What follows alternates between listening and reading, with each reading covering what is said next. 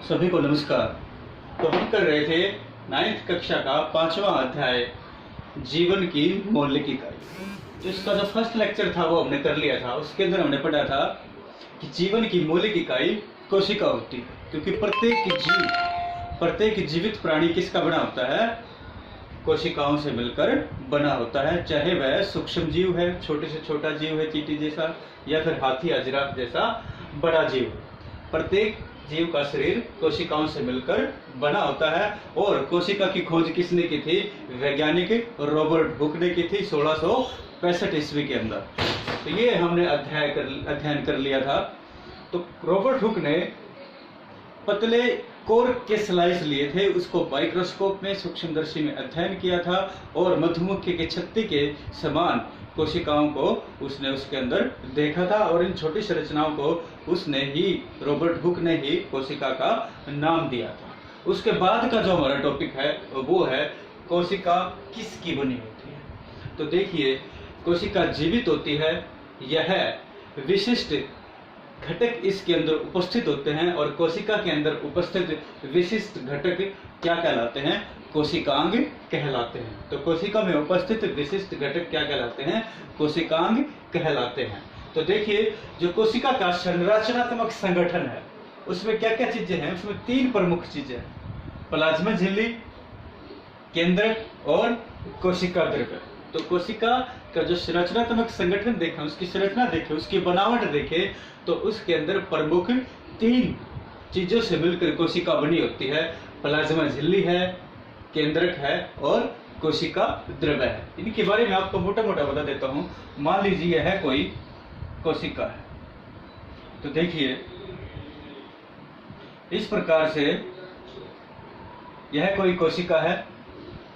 तो ये उसकी सबसे जो बाहरी परत होगी, ये बाहरी परत है, इसको कहते हैं प्लाज्मा झिल्ली।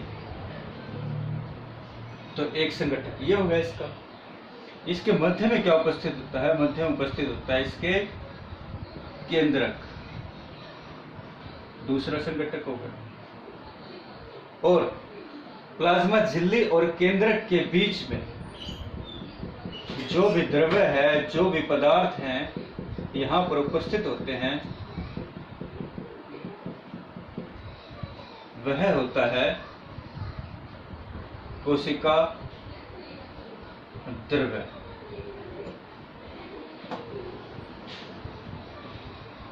उसे क्या कहेंगे? उसे कहेंगे कोशिका द्रव्य। तो ये इसका मोटा मोटा बनावट इस प्रकार से होती है। सबसे बाहरी परत प्लाज्मा झिल्ली, मध्य में केंद्रक, बिंदु के आकार का नजर आ रहा है आपको, और केंद्रक और झिल्ली के मध्य में जो भी पदार्थ होंगे, जो भी तरल पदार्थ है, द्रव्य है, वो क्या कहलाता है? कोशिका द्रव्य कहलाता है। तो यह प्रमुख संरचनात्मक संगठन है किसका? किसी भी कोशिका का। तो हम शुरुआत करते हैं सबसे बाहरी परत से। सबसे बाहरी परत का क्या नाम है? प्लाज्मा झिल्ली। तो सबसे बाहरी परत कौन सी है? प्लाज्मा झिल्ली अथवा कोशिका झिल्ली। तो प्लाज्मा झिल्ली को कोशिका झिल्ली भी कहा जाता है। तो सबसे कोशिका की जो सबसे बाहरी परत है, वह बाहरी परत को कोशिका झिल्ली कहते हैं। यह किसकी बनी होती है? प्रोटीन और लिपिड की बनी हुई होती है। तो प्रोटीन और लिपिड की बनी होती है। यह क्या करती है? कोशिका को वातावरण से अलग करती है। तो यहाँ पर सबसे बाहरी परत का क्या नाम है? कोशिका झिल्ली या प्लाज्मा झिल्ली।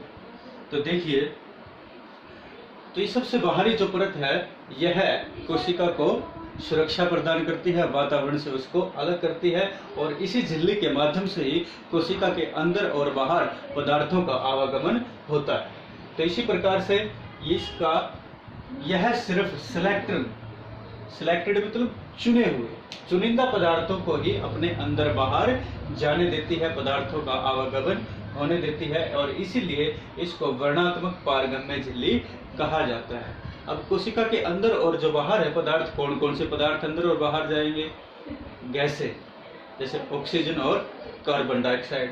तो ऑक्सीजन और कार्बन डाइऑक्साइड गैसों का आदान प्रदान होगा, भोजन का आदान प्रदान होगा, और अवशिष्ट पदार्थों का कोशिका के बाहर इसी प्रकार से आवागमन होता है। तो ये सारा का सारा जो प्रोसेस है, प्रक्रिया है, यह किसके द्वारा होती है? विसरण के माध्यम से होती है। तो विसरण हमने पढ़ा था, विसरण क्या होता है?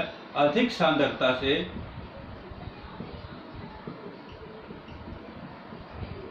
निम्न सांद्रता की ओर।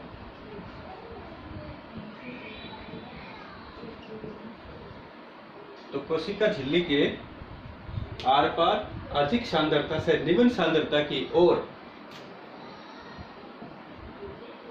पदार्थों का आवागमन विसरण के द्वारा होता है। तो विसरण क्या है? विसरण वह प्रक्रिया है जिसमें पदार्थ अधिक सांद्रता से निम्न सांद्रता की ओर गमन करते हैं, तो उसे क्या कहते हैं? हम विसरण कहते हैं। तो कोशिका के अंदर भी पदार्थों का आवागमन किसके द्वारा होता है? विसरण के द्वारा होता है। तो देखिए, हम सबसे पहले यहाँ पर स्टडी करेंगे CO2 और O2। CO2 क्या है? CO2 होती है कार्बन डाइऑक्साइड,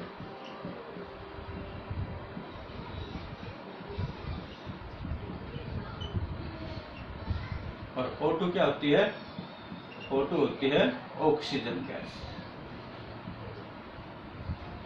तो कोशिका के अंदर और बाहर कार्बन डाइऑक्साइड और ऑक्सीजन का आवागमन कैसे होता है? तो देख लिए, अगर इसको हम, ये जो परत है, यह क्या है? कोई कोशिका झिल्ली है या प्लाज्मा झिल्ली है। ये कोशिका का अंदर का भाग है, और यह क्या है? इस तरफ है बाहरी वातावरण, बाहरी वातावरण। अब देखिए, यदि कोशिका के अंदर किसकी मात्रा बढ़ जाती है? कार्बन डाइऑक्साइड की मात्रा बढ़ जाती है। कोशिका क्या करती है? शोषण करती है, जिससे कार्बन डाइऑक्साइड की मात्रा बढ़ जाती है। कार्बन डाइऑक्साइड की मात्रा बढ़ने के कारण तो कोशिका के अंदर सांद्रता किसकी ज्यादा हो जाएगी? कार्बन डाइऑक्साइड की सांद्रता अधिक हो जाएगी। किसकी तुलना में? बाहरी वातावरण की तुलना में। तो अंदर से कार्बन डाइऑक्साइड विसरण के माध्यम से, क्योंकि कोशिका के अंदर कार्बन डाइऑक्साइड की मात्रा अधिक है, सांद्रता अधिक है, तो कार्बन डाइऑक्साइड कोशिका झिल्ली के द्वारा बाहर विसरित हो जाती है, बाहर गमन कर जाती है। और यदि इसी प्रकार से श्वसन प्रक्रिया के दौरान ऑक्सीजन की कमी है, कम सांद्रता है, इसके अंदर? कोशिका के अंदर, कोशिका के अंदर की ओर। और बाहरी वातावरण में क्या है? ऑक्सीजन प्रचुर मात्रा में है। तो बाहरी वातावरण से यह ऑक्सीजन कोशिका के अंदर प्लाज्मा झिल्ली से प्रवेश कर जाती है। कौन सी प्रक्रिया के द्वारा? विसरण प्रक्रिया के द्वारा, अधिक सांद्रता से निम्न सांद्रता की ओर। इस प्रकार से कार्बन डाइऑक्साइड और ऑक्सीजन का जो आवागमन है वो कोशिका के अंदर और बाहर होता है। किस माध्यम से?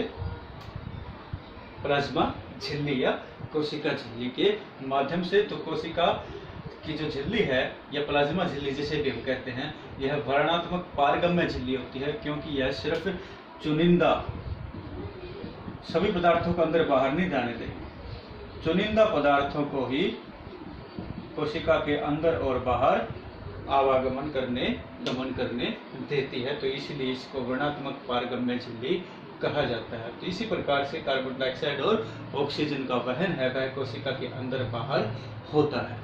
तो ये देखा हमने कि किस प्रकार से कार्बन डाइऑक्साइड और ऑक्सीजन का आवागमन है वह कोशिका के अंदर होता है। उसके बाद देखिए, जो विलयन है सांद्रता के आधार पर, उसको हम 3 भागों में बांटते हैं। अल्प प्रसारणगामी विलयन, प्रसारी विलयन और तीसरा जो है वो है अति प्रसारणगामी विलयन। तो 3 प्रकार के विलयन यहाँ पर हम देखेंगे। अल्प प्रसारण दाबी विलयन,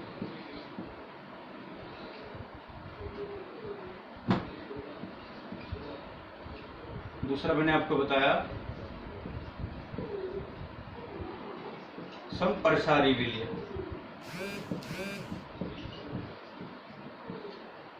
और तीसरा है अति प्रासरणदाबी विलयन।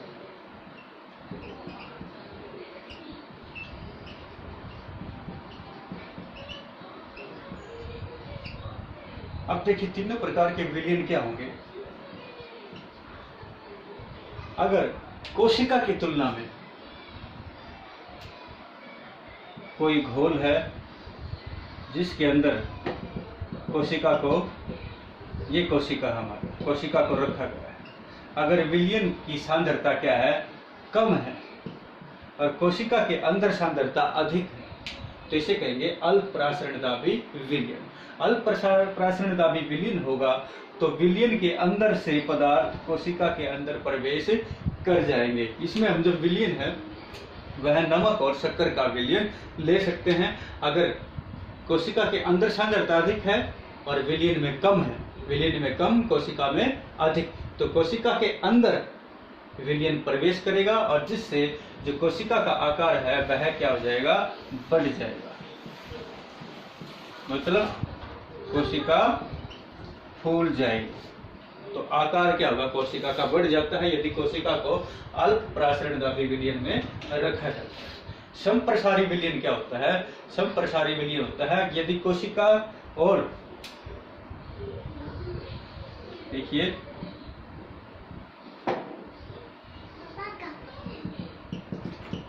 कोशिका है, कोशिका के अंदर और विलयन सांद्रता क्या है, समान है, तो कुछ पदार्थों का वहन कोशिका के अंदर होगा और कुछ कोशिका से बाहर निकलेंगे, तो आवागमन की जो मात्रा है वो समान हो जाएगी, तो कोशिका के आकार पर कोई फर्क नहीं पड़ेगा। जो कोशिका के आकार पर कोई फर्क नहीं पड़ेगा तो कोशिका ना उसका आकार घटेगा और ना ही बढ़ेगा, तो वो फूलेगी नहीं, कोशिका नहीं फूलेगी, तो वह समान आकार की रहेगी। तीसरा जो विलयन है अति प्रासरणदाबी, उसके अंदर क्या होता है, देखिए ये कोशिका है, बाहर जो विलयन की सांद्रता है वो क्या है, अधिक है, किसकी तुलना में, कोशिका की तुलना में, तो कोशिका के अंदर से जो पदार्थ हैं वो विलयन के अंदर आएंगे और यहाँ पर जो कोशिका का आकार है वो क्या हो जाएगा, घट जाएगा। इसका मतलब कोशिका क्या हो जाएगी, सिकुड़ जाएगी, कोशिका क्या हो जाती है, सिकुड़ जाती है। तो इसी प्रकार से विसरण प्रक्रिया के द्वारा तीनों प्रकार के विलयन देखे हमने। अल्पप्रासरणदाबी विलयन में क्या होगा, विलयन की सांद्रता कम होती है कोशिका की तुलना में, तो कोशिका के अंदर पदार्थों का गमन होता है, कोशिका फूल जाती है। संप्रासरणदाबी विलयन में क्या होता है, सांद्रता समान होती है, कुछ पदार्थ कोशिका से बाहर जाते हैं, कुछ विलयन से कोशिका के अंदर जाएंगे, कोशिका का आकार समान रहेगा। और अति प्रासरणदाबी विलयन है उसके अंदर क्या है, बाहर सांद्रता विलयन में अधिक होती है कोशिका की तुलना में, तो कोशिका के अंदर से बाहर पदार्थों का वहन होगा और जिससे जो कोशिका है वो क्या हो जाएगा, उसका आकार घट जाएगा, कोशिका सिकुड़ जाएगी। तो ये तीन प्रकार के जो विलयन थे वो हमने देखा, और विलयन है वो हम शक्कर या नमक का ले सकते हैं। और इसी प्रकार से कोशिका का फूलना, उसका समान आकार रहना या सिकुड़ना है वो विलयन की सांद्रता के ऊपर और कोशिका के अंदर पदार्थों की सांद्रता के ऊपर निर्भर करता है। तो इतना आप इसको अच्छी तरह से अध्ययन करोगे और इसको याद करोगे। Thank you.